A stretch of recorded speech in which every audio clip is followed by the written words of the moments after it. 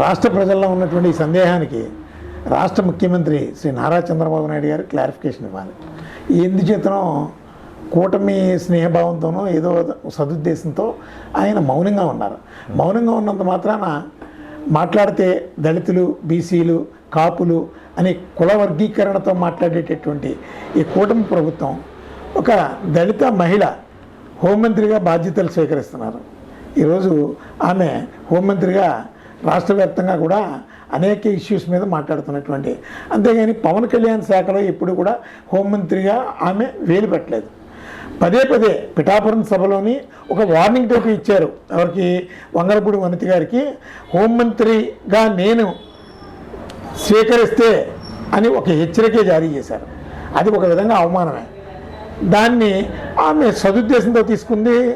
సాటి మంత్రి కూటమిలో ఉన్నటువంటి అది అలుసుగా తీసుకొని మళ్ళా ఈ మోందా తుఫాన్లో వేలు పెట్టి కలెక్టర్ గారిని నివేదిక కోరుతున్నారు. కలెక్టర్ గారికి ఇన్స్ట్రక్షన్స్ ఇస్తున్నారు. ఇప్పుడు విపత్తుల శాఖ మంత్రి కూడా ఆమె ఎందుకో చాలా అలుసుగా హోంమంత్రి మీద చాలా చులకన భావం ఉన్నటువంటి పవన్ కళ్యాణ్ లేదు పగబట్టారు ఆ శాఖ మీద. ఎందుకంటే ఏ శాఖ మీద కూడా ఆయన దృష్టి పెట్టరు. ఇప్పుడు మొన్న భీమవరంలోని డిఎస్పీ జయసూర్య మీద ఒక అల్టిమేటంగా ప్రకటించారు. డీజీపీని ఫోన్ చేసి నివేదిక కోరాడు. ప్యాకాట్లు జరుగుతున్నాయి, దాని మీద ఏంటి అని.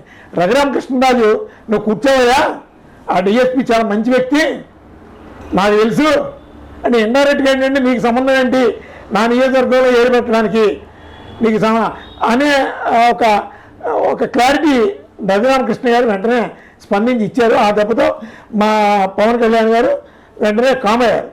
ఇక్కడ హోమ్ మినిస్టర్ దగ్గరికి వచ్చేటప్పటికి పదే పదే ఆమె శాఖలో వేలు పెట్టడానికి కారణం ఆమె మౌనం అయ్యి ఉండొచ్చు.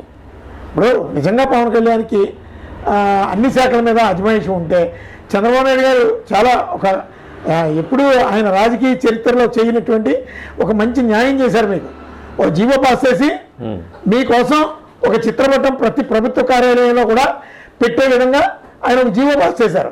అలాగే అన్ని శాఖల మీద మీరు మాట్లాడేటటువంటి ఒక రైట్ మీకు కల్పిస్తూ ఒక ప్రత్యేకమైనటువంటి ఒక జీవోని విడుదల చేయించుకోండి. అప్పుడు మీరు మాట్లాడండి. ఇప్పుడు భీమవరంలో ప్యాకెట్ల కోసం మాట్లాడుతున్నారు. నిమ్మల రామానాయుడు గారు ఇంచుమించు ఆయన కాన్ఫిడెన్స్ అంతా ప్యాకెట్ నడుస్తుంది. అలాగే ఈ స్పీకర్ గారు ఓపెన్గా చెప్పారు, భీమవరంలో కామనయ్య ప్యాకెట్లో దీనికోసం మీరు పెద్ద రాద్ధాంతం చేయకండి అని కూడా చెప్పారు. వాళ్ళ శాఖల్లో వేలు పెట్టకుండా కేవలం వంగలపూడి అనిత గారి మీదే ఎక్కువగా దృష్టి కేంద్రీకరించడం ఇది చాలా ఇబ్బందికరమైనటువంటి పరిస్థితిలో ఆమె కూటమి స్నేహభావంతో మౌనంగా ఉన్న ఈ రాష్ట్రానికి చాలా ఇబ్బందికరంగా పరిస్థితులు ఉన్నాయి.